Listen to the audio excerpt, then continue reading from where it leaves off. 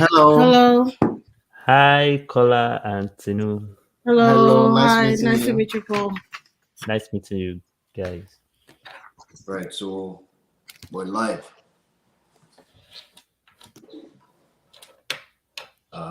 Okay. Hello, everyone, and welcome to today's podcast. Today we have a very special guest with us. His name is Mr. Paul Adeyeye. He is a financial um, advisor. He's a financial educator. Yes, that's the right word I'm looking for. So he is going to be introducing himself. He's here today in helping us um, advise you guys accordingly in terms of people that are just coming into the real estate space and with the different uh, avenues for you to be able to save up towards your down payments and achieving a real estate goal for either coming in as a first time buyer or for investment purposes or however the avenue is to get into the real estate space. So Mr. Paul is going to be giving us hints on other financial advices as well in terms of future plans, putting yourself together, making yourself ready for retirement and things like that. So he is a financial educationist, and he will let him in a minute. We're going to be introducing him. We're going to let him speak for himself. Thank you very much, and welcome to today's podcast. Welcome. Welcome. Also, Thank we you. have here, sorry, Mr. Paul, my partners, our team. I have my wife sitting beside me, Tinuke. She's also a realtor. I'm a mortgage agent, and Kayode Adekoya, who is also a realtor. So we'll have Tinuke take the floor now. Thank Hi. you. Hi, everyone. Thanks, Paul, for being here. We are excited to have you on the show today. We look forward to getting a lot of insight and knowledge with regards to finances and how to manage our finances in preparing for our long-term goals. So, with that being said, we would like to invite you to talk to us about yourself, introduce yourself, let us know what you do, and we can take the conversation on from there.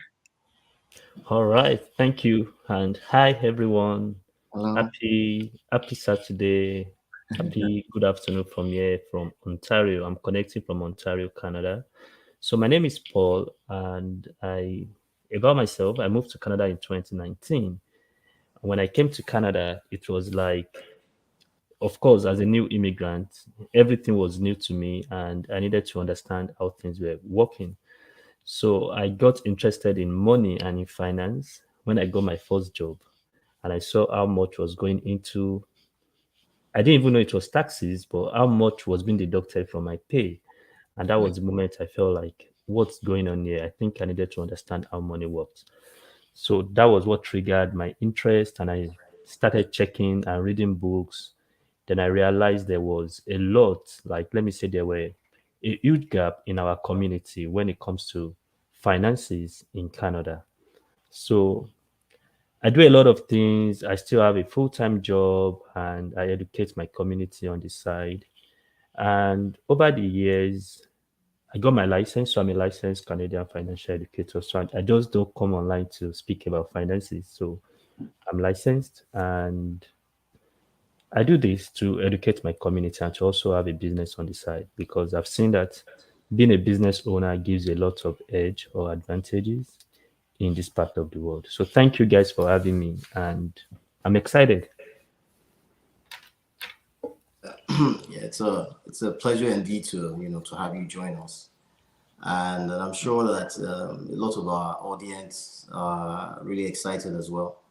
They're keen to learn from from this conversation some of the options or strategies that is available to them to help them manage their finances in a very efficient way and to try to for those who intend to at some point become homeowners, save towards a down payment, especially considering how inflation has kind of beaten into a lot of people's income, and people will be trying to figure out what's the best way, what are the things that I can do. So I mean, thank you for the introduction. I think I'd like to sort of like throw the first question at you. So in terms of like the different investment options that are out there for people, which ones would you say are sort of like the best investment options, and what are their pros and cons? The different investment options out there, for people to take advantage of that can help them towards saving for their down payment. Okay, so thank you for that first question. Like I mentioned, in Canada, it's important to understand how money works and the Right. impact of taxes on your investment. So there's some that we have like two types or two categories of investment in Canada. We have registered and non-registered. So, Right. but for the audience to understand difference between registered and non-registered, when you invest in Canada and you make profits, your profits can be seen as capital gains, and Okay. that capital gains can attract taxes or will attract taxes. So, and capital gains, you would likely pay 50% of your profits will be taxed according to your marginal tax bracket. Okay. So what I mean is, let's say you invest $1,000 randomly into the stock market. You buy shares of $1,000, and at some point it grows, it becomes $2,000. That means you've Right. made $1,000 profit. So that $1,000 profit, you need to pay taxes on $500. Okay. So the $500 will be taxed according to your marginal tax bracket. And you know that in Canada, tax bracket varies by people, by individual. So it varies on different conditions. It could be where you reside or the amount of money you make per year. So someone or maybe 36% marginal tax bracket will pay, they will tax him on that on using that percentage on the profit. So if you are when I'm looking for investment, I look for I use registered vehicles such as TFSA, maybe RRSP or FHSA, the new Okay. one. Because what that means is my profits will not be taxed like it should be taxed. An example is TFSA. So let me talk about TFSA. TFSA is known as tax free savings account. Okay. The government acknowledges that people pay a lot of taxes in Canada, and they decided to give us an opportunity where we can save money, technically invest money, Right. and make profit and not pay taxes. Okay. So this first scenario that I painted, if that guy had purchased the same shares using TFSA vehicle, he's not going to pay taxes on the $1,000 profit. Okay. So when you are trying to invest your money, it's important to look out for tax implication on your investment. So you won't just be investing money at the point you think you have money, half of it is going back to the government. Then you may also need to check for safety, like how safe is your investment vehicle. Then Right. the third thing I also watch out for is inflation sometimes, and inflation, you really don't have control over inflation. And one of the ways to beat inflation is to probably look for aggressive funds that will grow well. And growing well for funds may also mean that you have to give it a long time. So in this case, in this scenario that we are looking for how to save money towards down payment, I don't think the option of aggressive fund will work, because when somebody start thinking of buying a home, it's probably ready in the next 6 months or 1 year. So to summarize what I just talked about, we have TFSA that you can use that will help you in reducing or even minimizing the tax implication on your investment or on your returns on your investment. Then we also have RRSP, that's registered retirement savings plan, and we also have the FHSA. So I'm going to talk about that shortly. Let me quickly take care of this boy. Absolutely. Don't worry, it's totally understandable. That's the interesting part of being in this part of the world. Not just this part of the world. That's the interesting part of having kids. Of Like being a parent. if he or she needs daddy's attention right now, then daddy's attention must be prioritized, must be given. So Absolutely. yeah, while we're waiting to have Mr. Paul back, this is our making the right move. This is the fourth episode of making the right moves. Our podcast that we have Mr. Paul back, so we'll let him take the floor again. Okay, thank you guys. Thank you for indulging me. So I was talking about TFSA, and I've not really. I would like to. Can I share more details about TFSA? Absolutely. Oh, yeah, absolutely. Okay, so for TFSA, every Canadian adult, like 18 and above, Okay. we enjoy about $6,500 contribution room every year Okay. from 2023. So before now, it used to be $6,000. So what that means, and the beauty of TFSA is you can roll it over.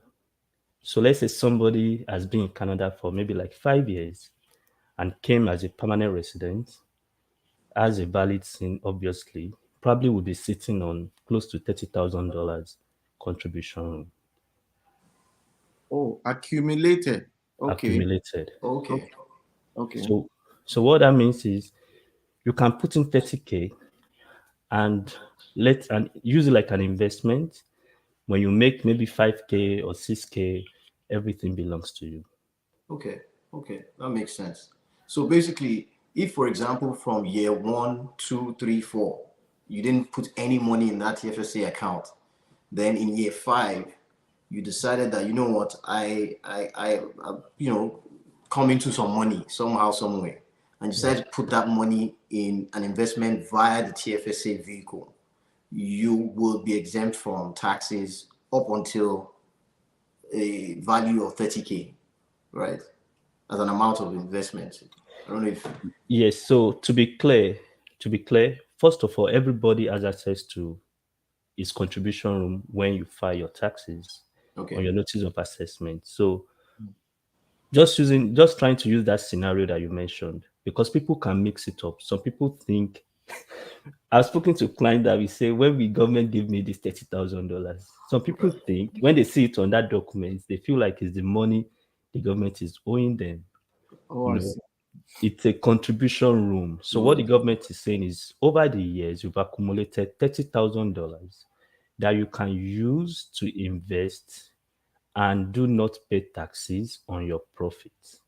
Right. So back to your question that the 30K, is that what's not going to pay taxes on? No, it is. Even if it becomes 100K, both the capital and the profit Profit. is tax sheltered. Cool.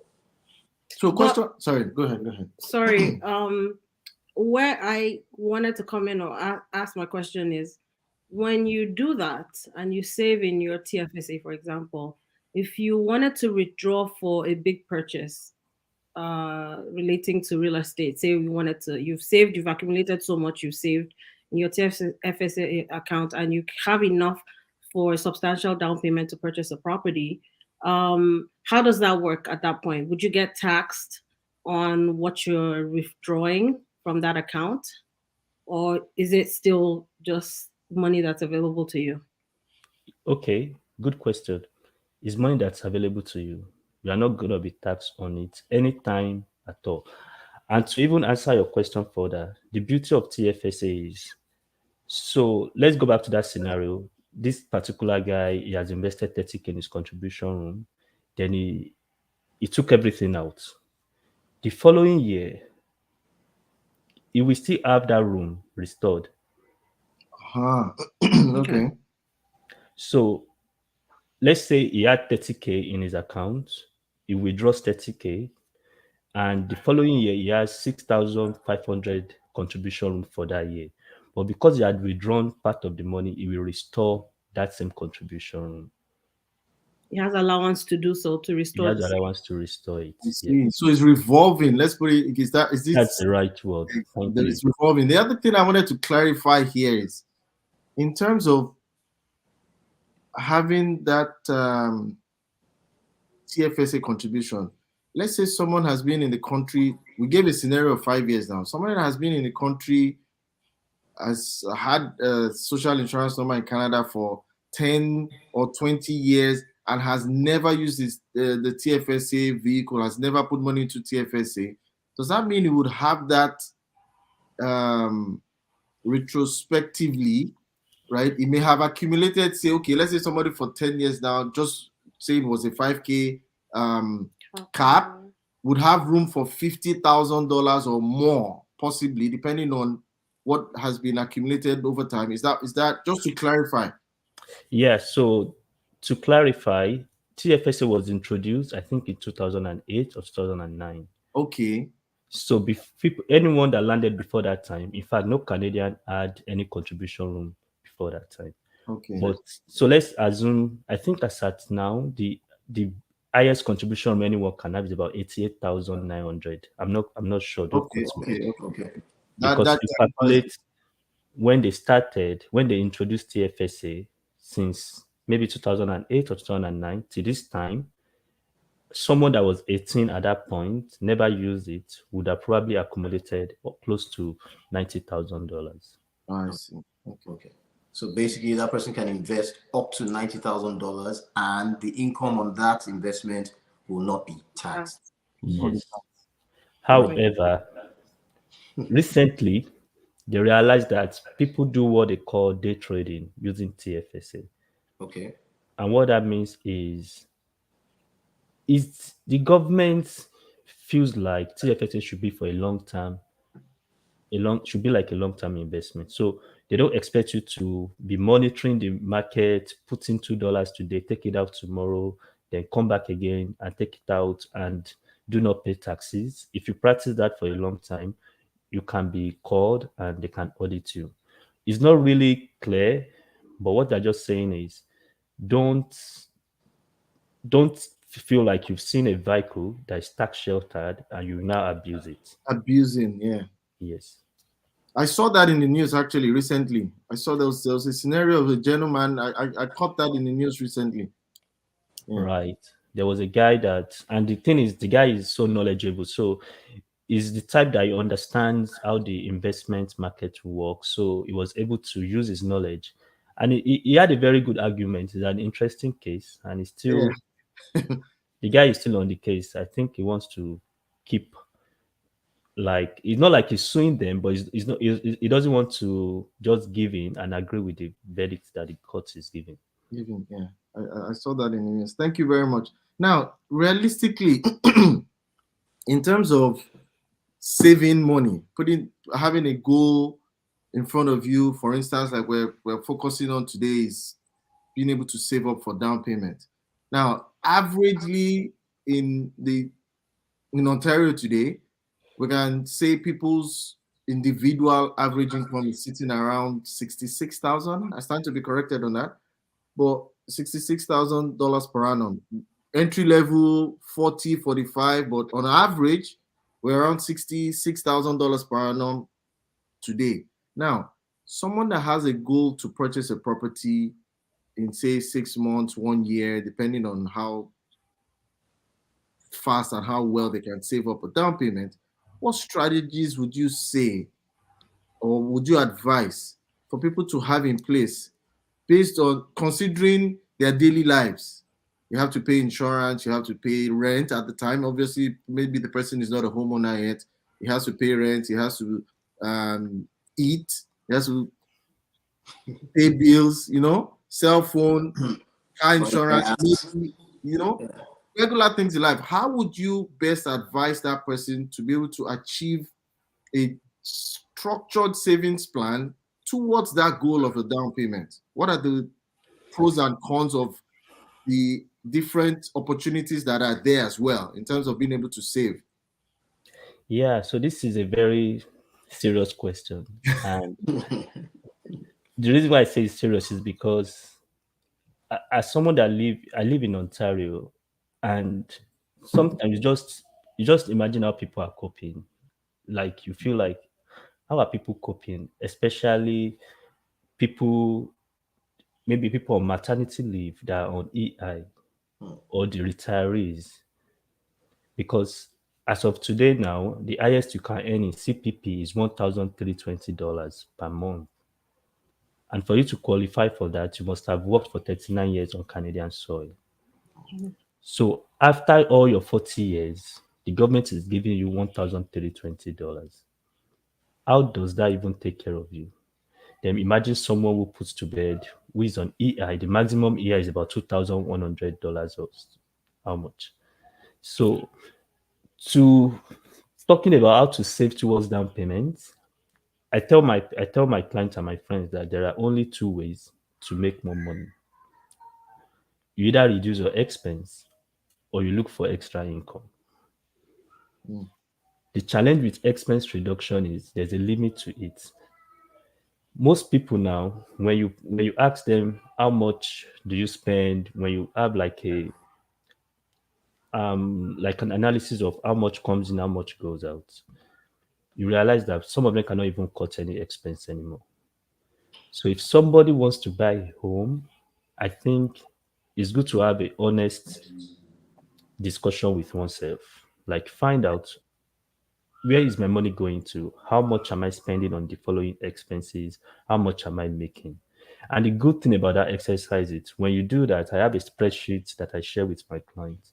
When you do that, chances are you'll be able to identify some expenses that you can maybe reduce or you can manage so that you can have more money to put into savings.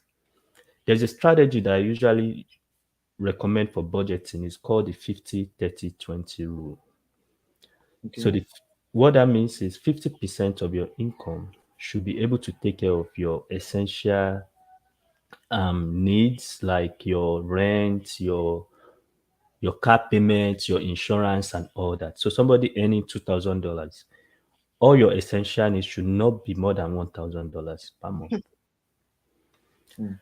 So 30% should be for wants. Wants like I want to go for I want to go to see a movie, I want to eat out, I want to go for massage. 30% can go towards that. And 20% should go towards savings and investments. Mm. Now, that's recommended rule. But to be fair, some people are spending 80% on their needs, 90%, in fact, more than 100% on their needs. And when you will understand that, thank God, Collar is a mortgage agent. When they submit their statement to you, you see people living paycheck, not even paycheck to paycheck, living Ahead, yes, ahead absolutely. of the paycheck, which is scary and is disturbing. So in this case, I would first of all recommend that let's work on your wants. The 30%, what amount of your money is going towards your wants? Mm. Interestingly, the people in our community, we don't spend so much on eat out because some of us can cook.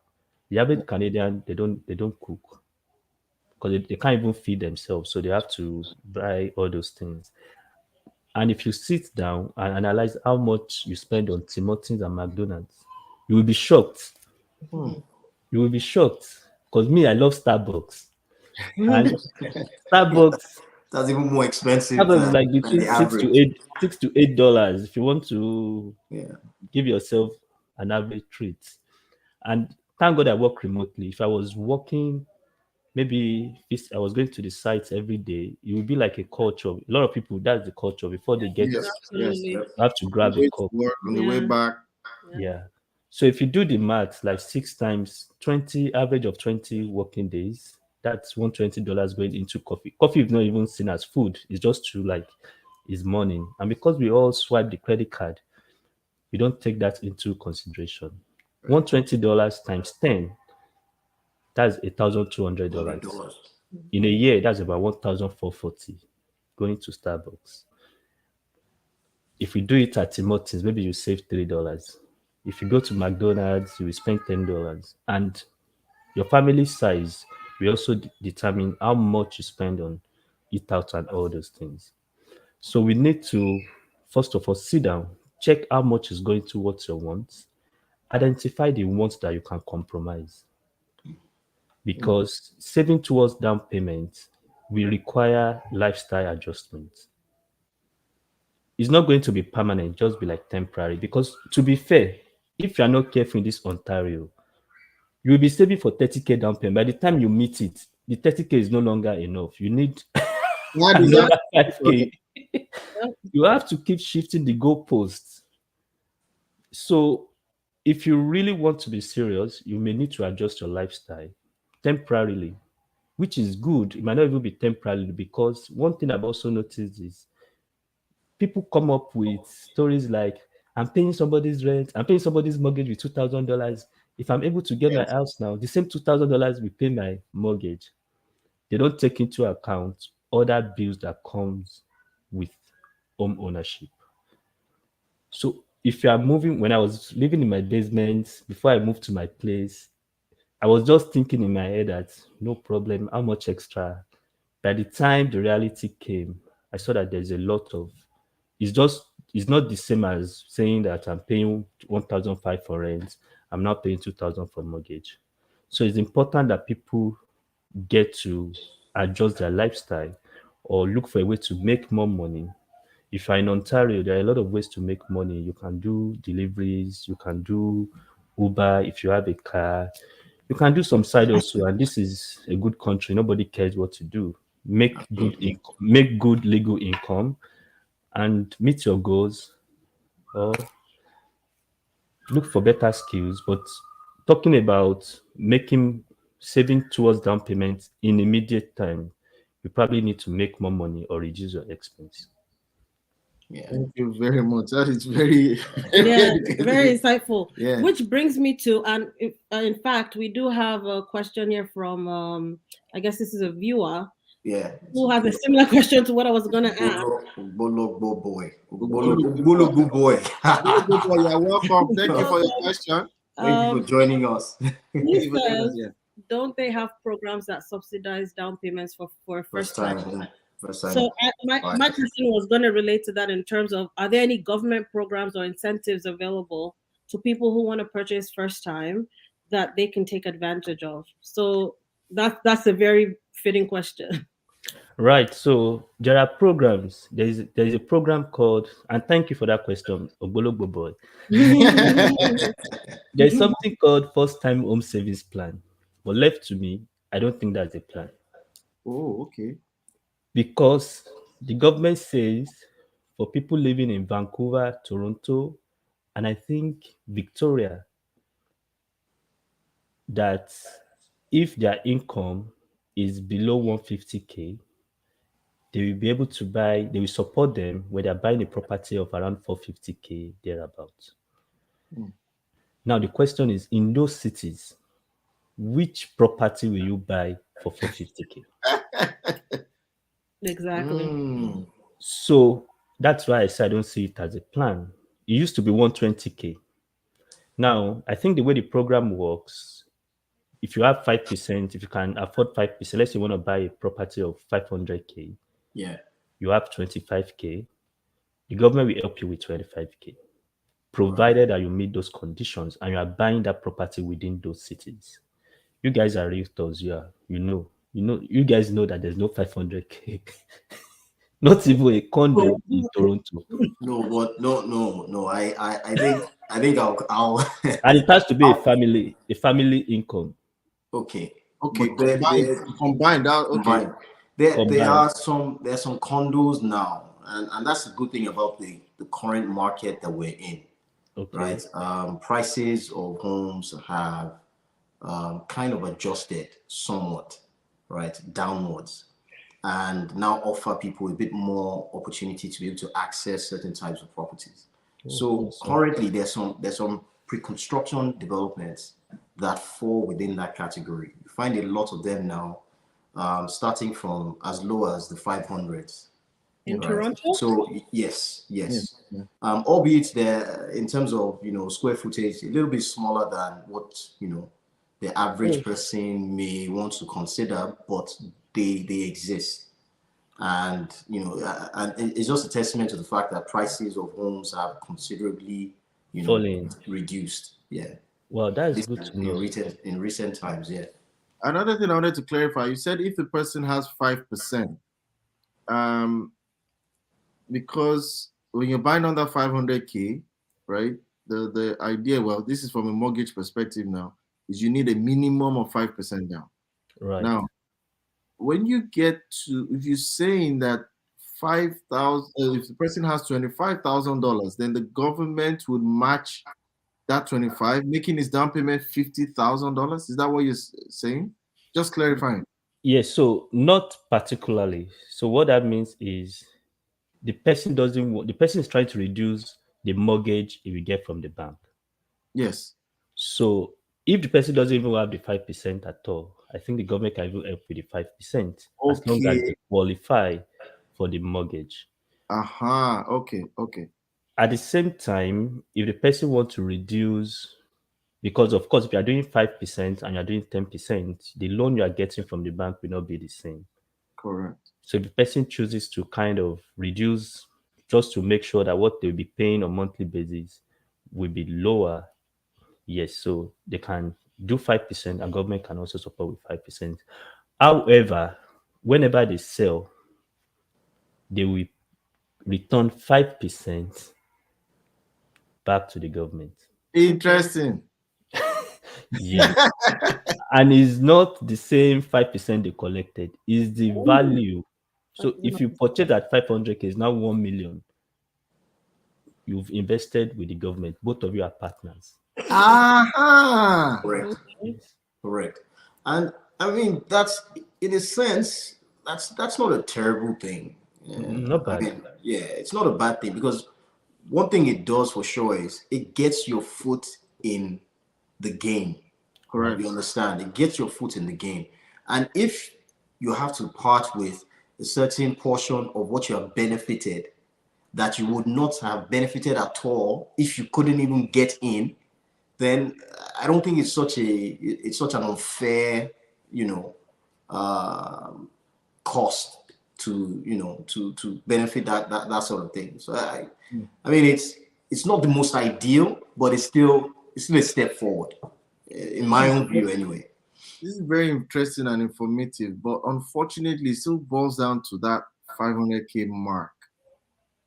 Because like Kaide said, there's properties out there, but on an average, how many, Yeah. like compared to the market, like if the government, I'm guessing that 500K mark must have been ongoing for a bit, maybe, I'm not sure, because if they were to review it today, they would probably agree that they have to step up from that 500K, even if it's just 100,000 more, to meet that criteria, cap it at maybe 600 or 700. Yeah, then they'll have a lot more action on that type of program. I'm guessing a lot of people are not accessing those programs now because of availability of the housing criteria at that cap of 500,000. Yeah, it would have to be adjusted. And I think Ogulugo Boy kind of captures it because government is giving you money to buy a house. The government is not a fool now. Yeah, government who has to take something back. Yeah, So I mean, and from Canadian history, looking retrospectively, hey, most of the time, by the time you own a property for more than 5 years, you're going to make more than the 5% that you have to. And if the government has put money in your hands for that time frame, then well, it's only fair. It's cost of doing business. It's only fair. Yeah. But the question is how, if we're to look into those kind of programs, how much of access would we have?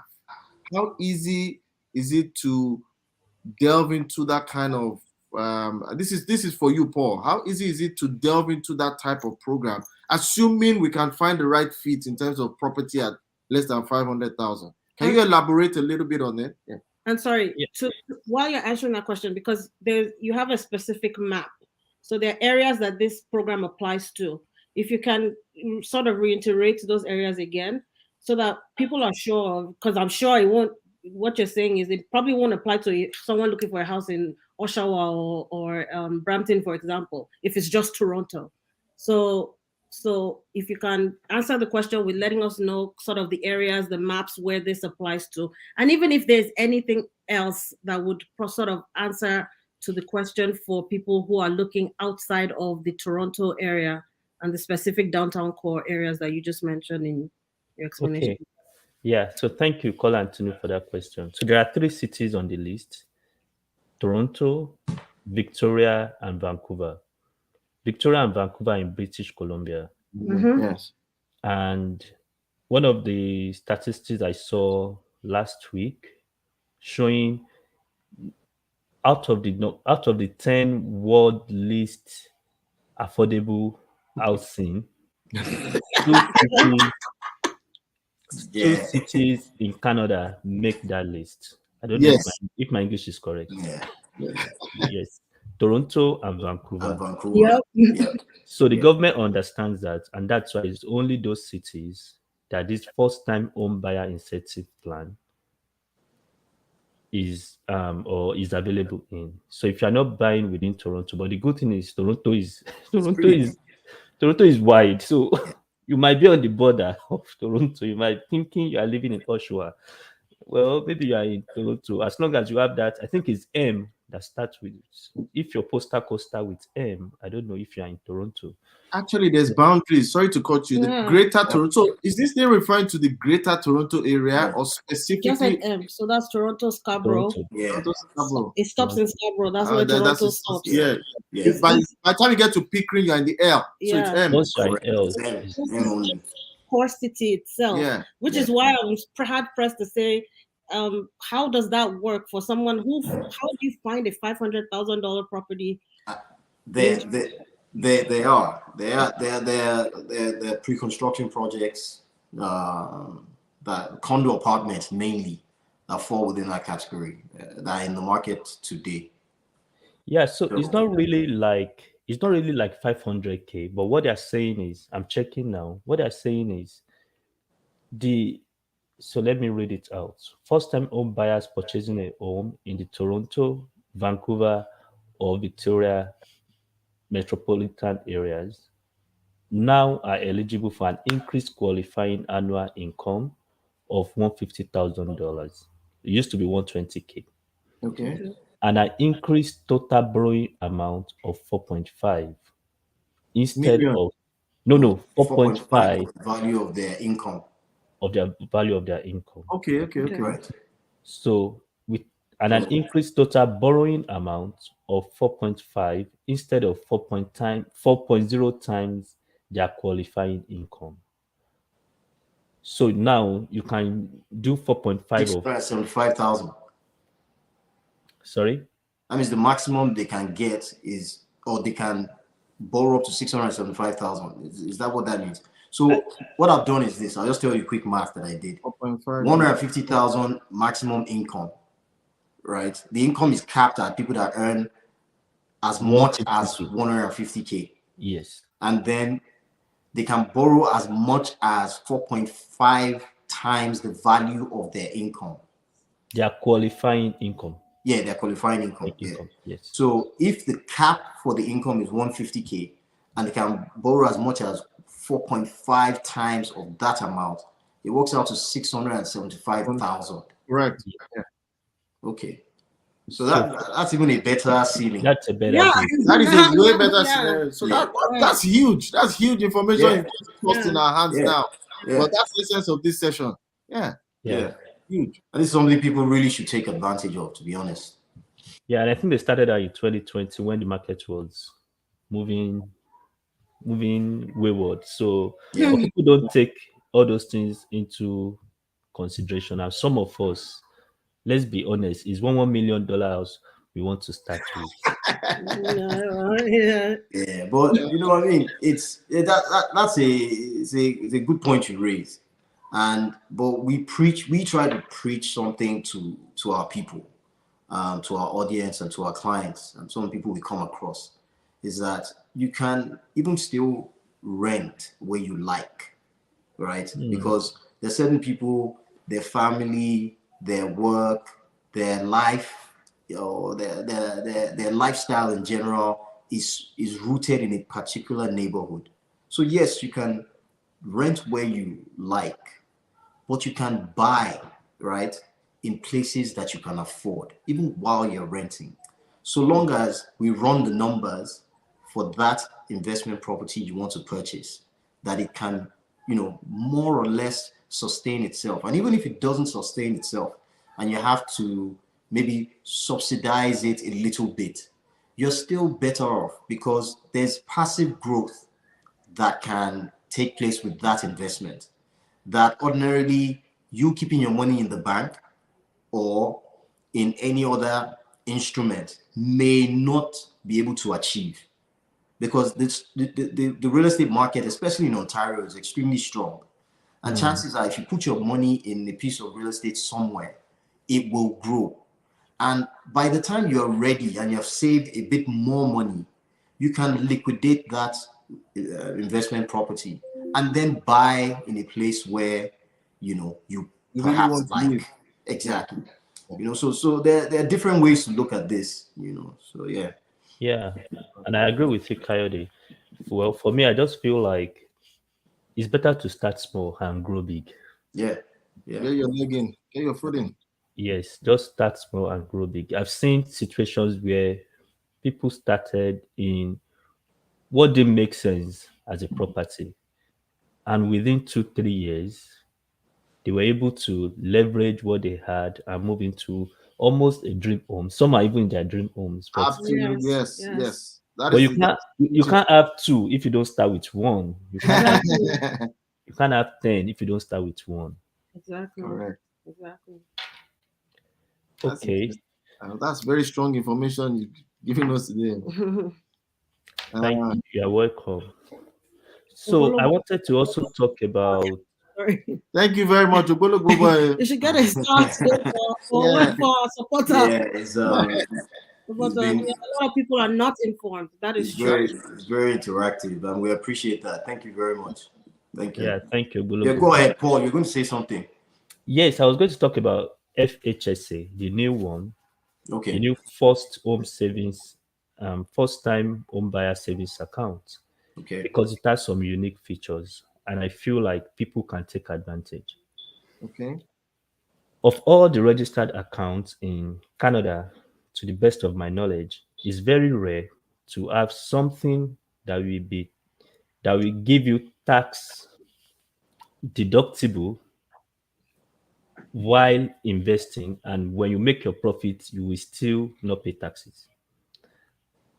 So let me explain it. So I see the FHSA as a combination of RRSP and TFSA. Mm, Okay.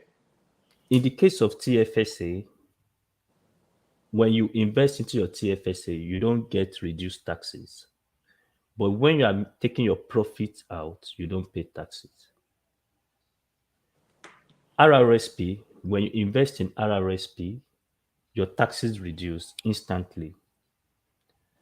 But when you are taking your money out, whether at retirement or whenever, you will pay taxes. But on FHSA, you get tax deduction immediately. Your profit is also tax sheltered. But before then, let me talk about RRSP because some of our audience will really appreciate RRSP and they probably don't know so much about it. So RRSP, known as the Registered Retirement Savings Plan, is designed to encourage people to invest towards retirement. Like I mentioned earlier, what people get in CPP is low, and the government know that they understand that that may not be sufficient. So what they're saying is invest in your RRSP. Whatever you invest in RRSP will reduce your tax bracket.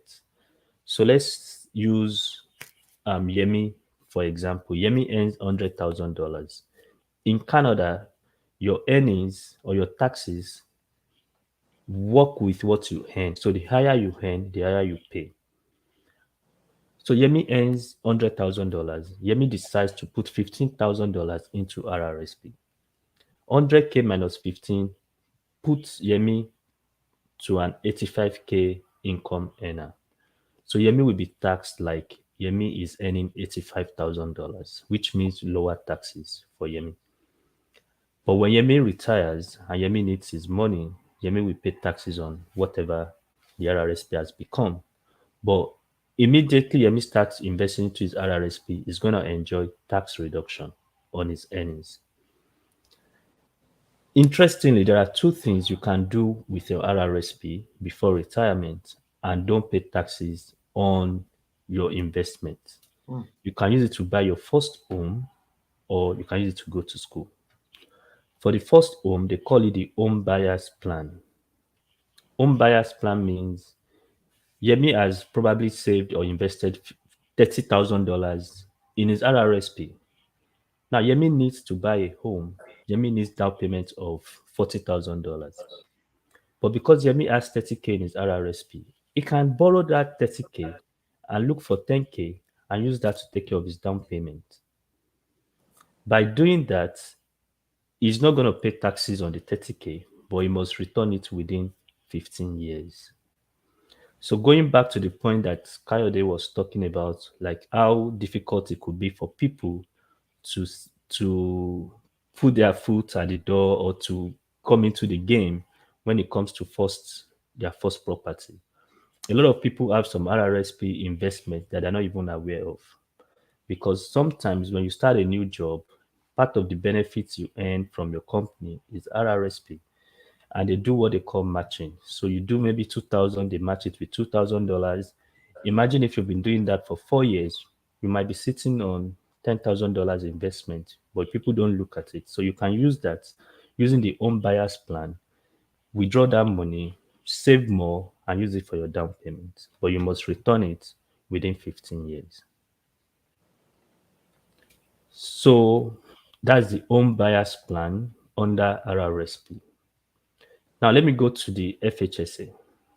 The FHSA is saying you will also get tax reduction when you invest in your first time home savings account. In this case, the maximum you can do in a year is $8,000. And the maximum you can do in a lifetime is $40,000. I think the accounts can be opened for 15 years. If nothing happens in 15 years, the government will ask you, what's going on? What do you want to use this money for? But let's use Ogbologbo as an example, since he's one of our most interactive audience. So Ogbologbo earns $100,000, for example. He has RRSP benefit from his company, and he's putting maybe $5,000 per year. $100,000, 5,000 into RRSP. His company or his employer is also matching it with $5,000. That makes it 10K. That reduces his taxes by $10,000. So you'll be saying like he's earning $90,000. It reduces his taxes. He also has 8K FHSA that he can use. He puts in 8K into it. That reduces his taxes, his income to $82,000. So he's not going to pay taxes as an $82,000. That can be significant. After a while, I don't know, RRSP could have done well, FHSA too could have done well. He makes profit from FHSA and is not paying taxes. He borrows from his RRSP. If he does that for like 2-3 years, his down payment might be complete by the time he needs his money, depending on what his employer is offering on RRSP. Now, it's important I mention for the FHSA, if you don't open your account, you don't have contribution. So it's different from TFSA, that every time you file your taxes, you will see it, that you've made 5-6K last year, you didn't use it, it has accumulated. Your FHSA doesn't accumulate until you open the account. Interesting. So for students or international students or any young person that is listening to me right now, you're not even thinking of owning a home, but know that someday you will need to own a home. So you can walk into the bank, just open with maybe $100 and walk away. What that means is the account is active. You can Right. come back next year. Your contribution for this year will be added to next year own. But if you wait till when you are ready to buy, that's when your account will become active. Ah, Right. So So this so is sorry, also a good Paul. savings tool as absolutely. well. Yeah. Sorry, I didn't get that. I was just saying this is also a good savings tool when we're talking about how to save towards your purchase down the line. This is a good Yes. tool to use to save towards purchasing as well. Yes, I think is as far as I'm concerned, I think is one of the best tools Yeah. because whatever Yeah. gives you tax advantage in Canada should be maximized. Absolutely. Should be Yeah. maximized because what that means is you are saving 8K and you are reducing your taxes. If you are lucky, your 8K does 3 or 5%. Your gains is also tax sheltered. What else are you looking for from the government of Canada? Because they don't joke with their taxes. Yeah, Oh, yeah. please. Absolutely. The other thing I was going to mention is how easy is it to walk into the bank if you're not buying a house? Can you withdraw from that Essay. FHSA? Are you able to just say, okay, I need money, I want to take it out? Are you able to do that? No. Okay, good. Okay. So it is a sheltered, well, yeah, okay. Yes, it is only designed for first-time home buyers. Okay. In fact, if you've owned a property before, you are not eligible. You can't open that account. Okay. Okay. Yes. So if you Okay. want to do that, one of the things we can do is you can transfer that money to your RRSP. Okay. You can move it to RRSP. It will not trigger any taxes. But if you want to withdraw without using it to buy a home, it may trigger the taxes and you may have to pay back. The other Okay. thing is for the RRSP, just quick clarification. I see we have a question here on RRSP as well from Samson. So, but for RRSP, I know there's a specific amount when if you let's assume you have RSP of $100,000 saved, there's a maximum amount you can withdraw that is tax free when you're buying a home. Yes, that's correct. Thank you for bringing that up. What is that maximum amount? Can you please elaborate on that? That is tax free. Doesn't mean you can't withdraw more, but obviously you'll be subject to taxes, but you can withdraw a specific amount tax free. Yeah. That's one. Let's quickly highlight Samson Obuche's question. Maybe you might be able to answer it concurrently. Said, is the RRSP the same as a voluntary pension contribution?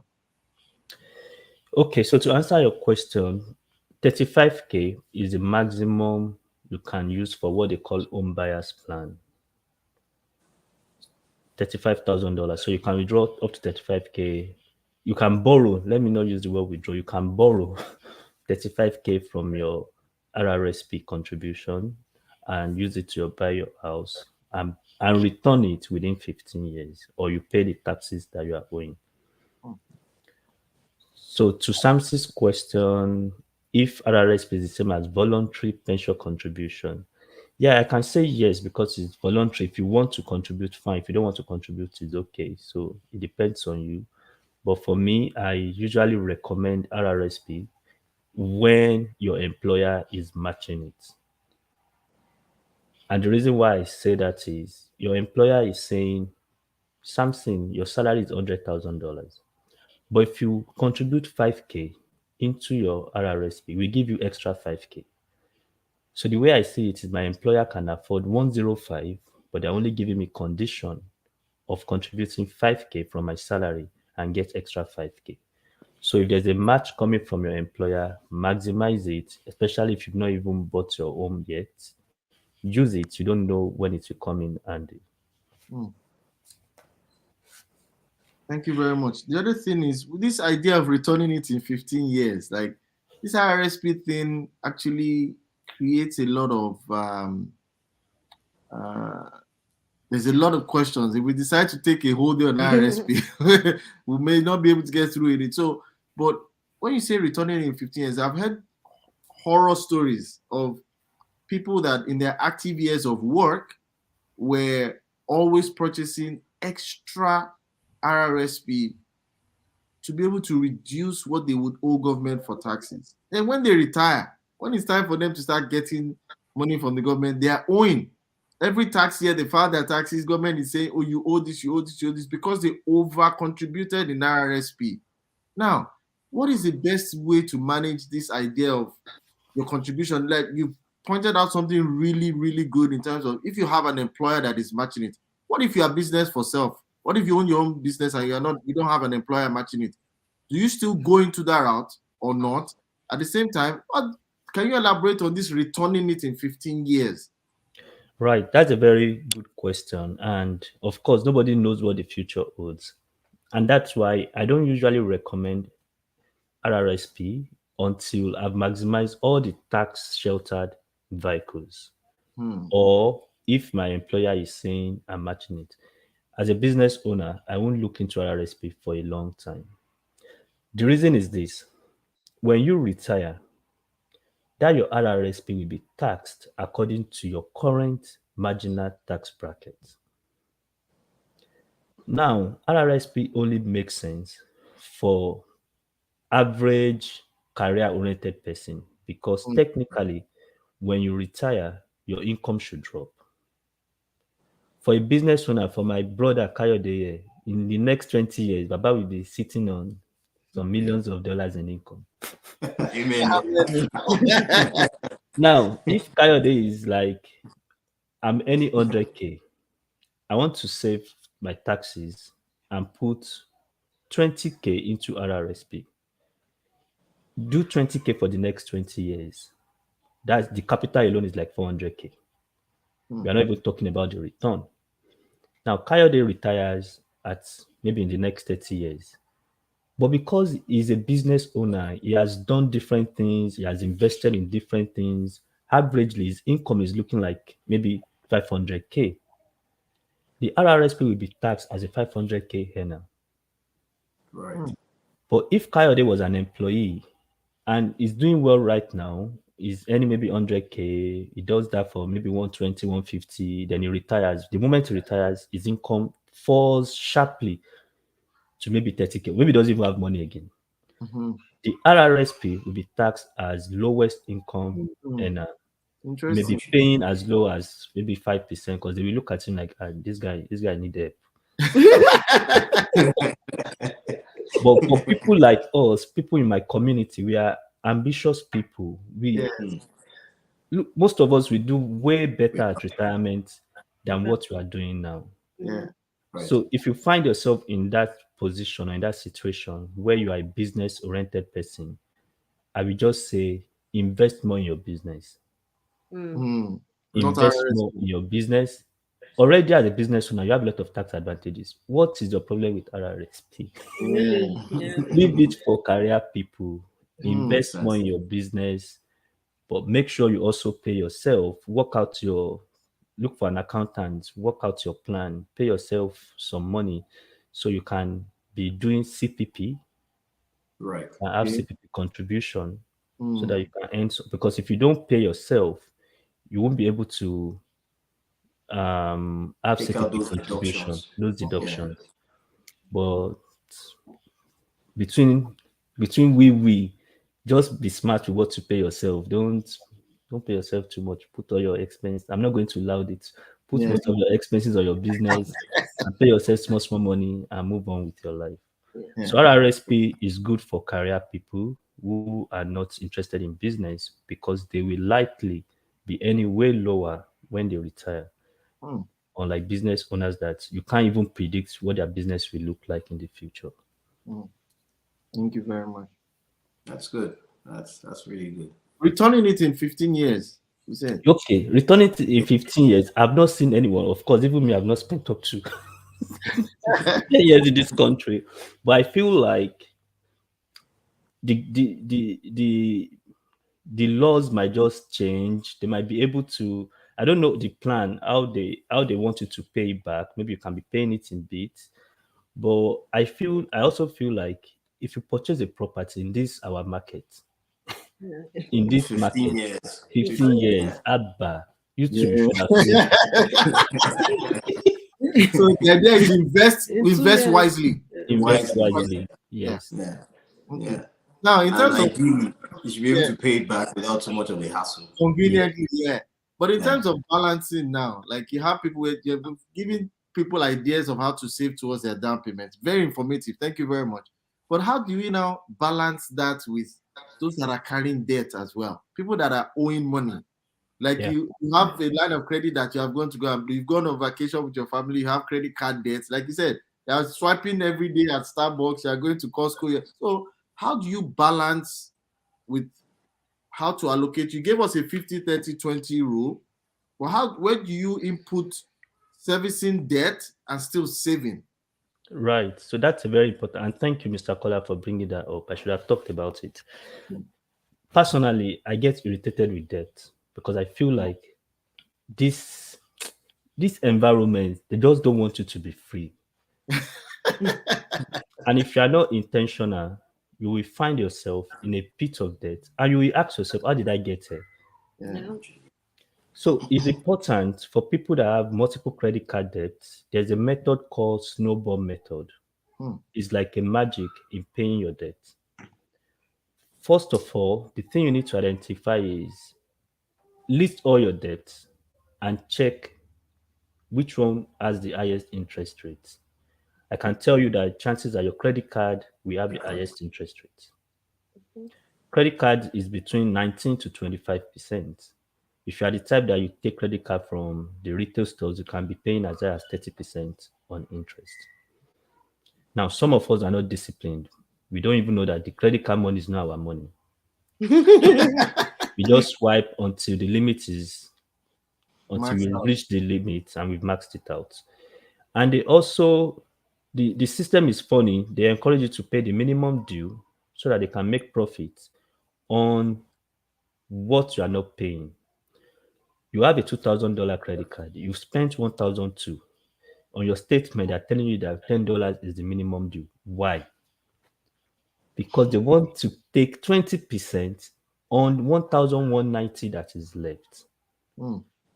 So take a list of your debts, identify them with the interest rates. Focus on the one with highest interest rates because that will save you a lot of money in the long run.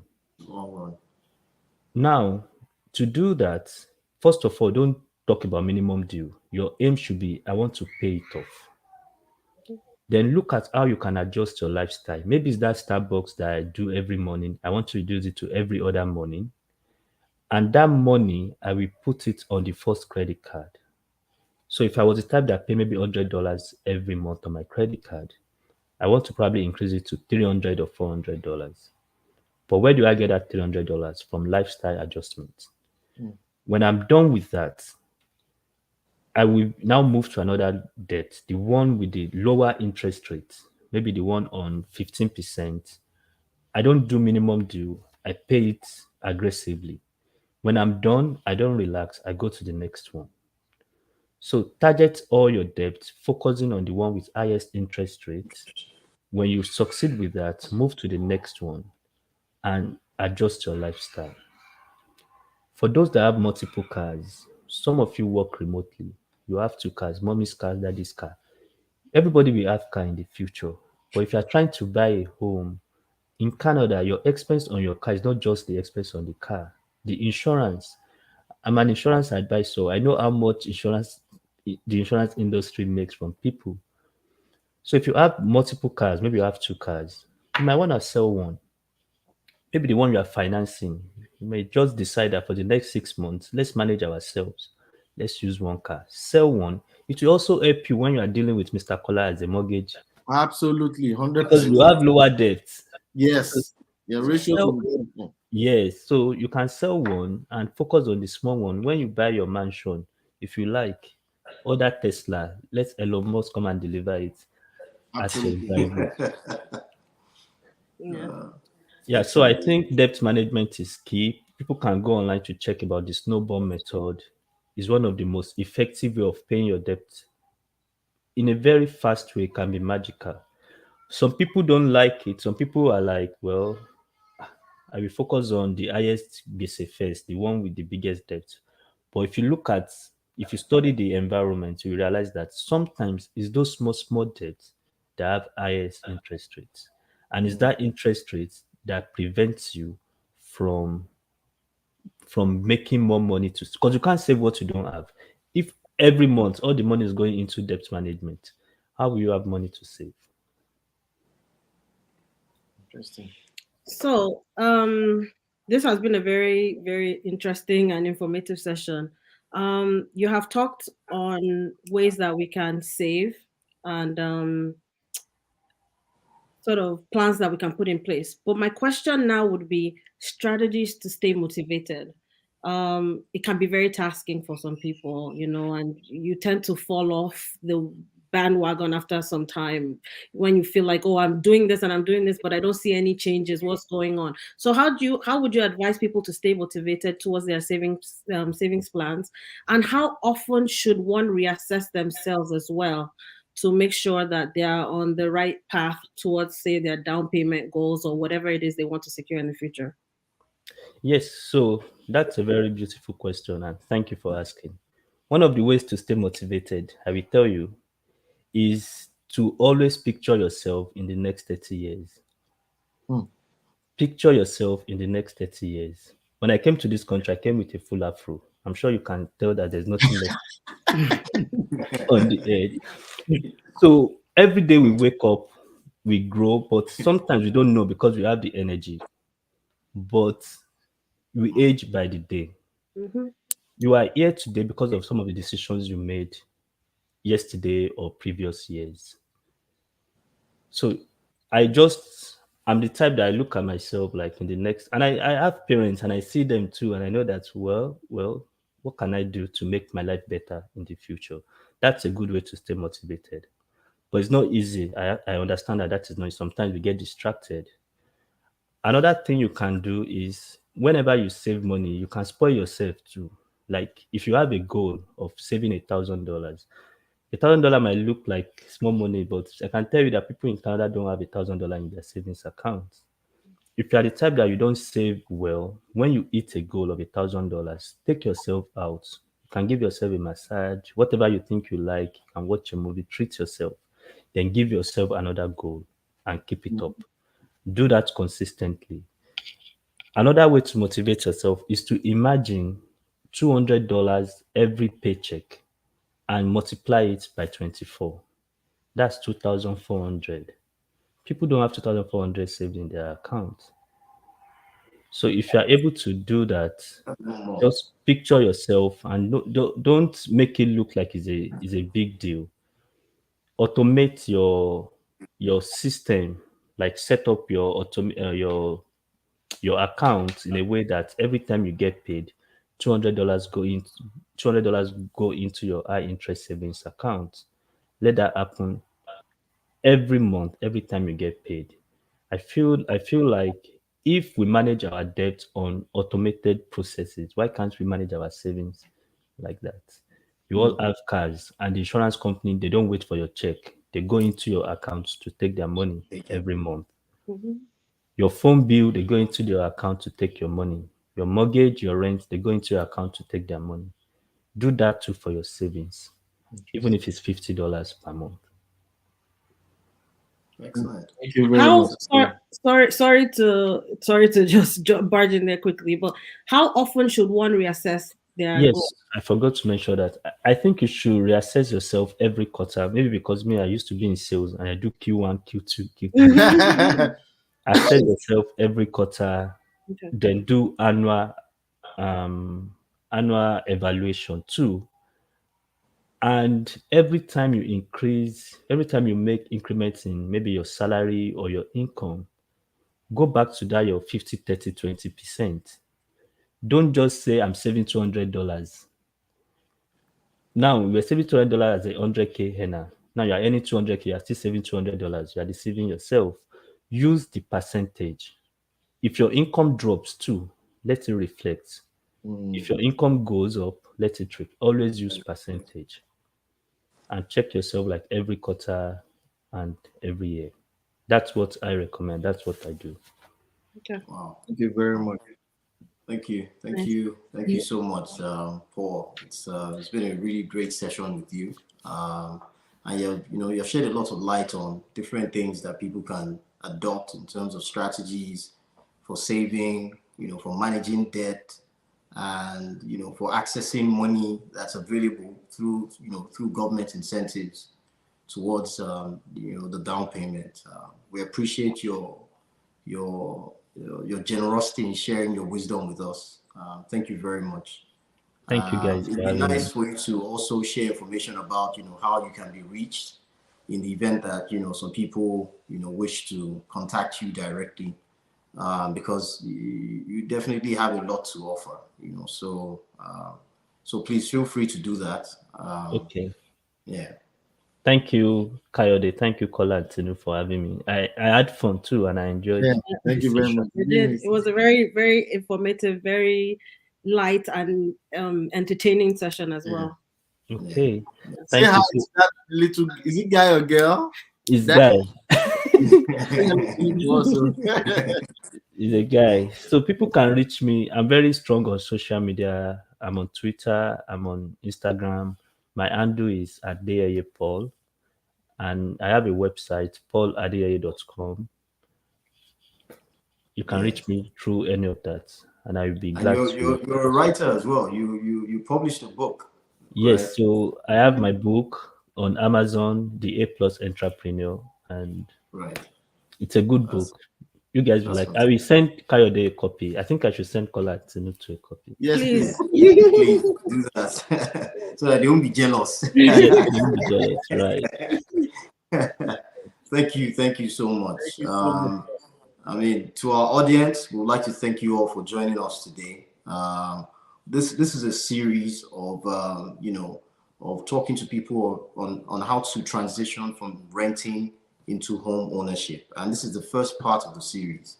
We'll be going into our next topic, which will be around mortgages, and Kola will be the anchor for that episode. So I noticed that we had a couple of questions around mortgages. I've shortlisted those questions, and we will address them on our next episode. But in the meantime, if anyone wishes to reach out to us, if they have any specific questions, you can always contact us on our email address. And you can subscribe to our YouTube channel as well. Where we're available to you to ask us questions whenever you wish. Our email address is making the right move, as in, well, it's spelled making the right and then m@gmail.com. So making the right, all one word, m@gmail.com. So we'd like to thank you all for joining us, and we'd like to thank Paul immensely for sharing all of this knowledge with us. And we hope to see you guys again on our next episode. Thank you. Thank you guys. Thanks, Especially Obolo. Thank you, everyone. Very Obolo much. Gogo, special regards. Encouraging words. Everyone that sent in encouraging words. Yeah, thanks, everyone. Thank you for all the members of the Thanks, audience Tamar. for all your comments. Thank you. We had Kamar, Thank we you. had Sade, we had Wumi. Thank you, everybody. We really appreciate Folks. it. Yeah, thank you all. And talks, yeah. Thanks a lot. Bye. Have a good the rest of the weekend. Take Bye. care. Bye-bye.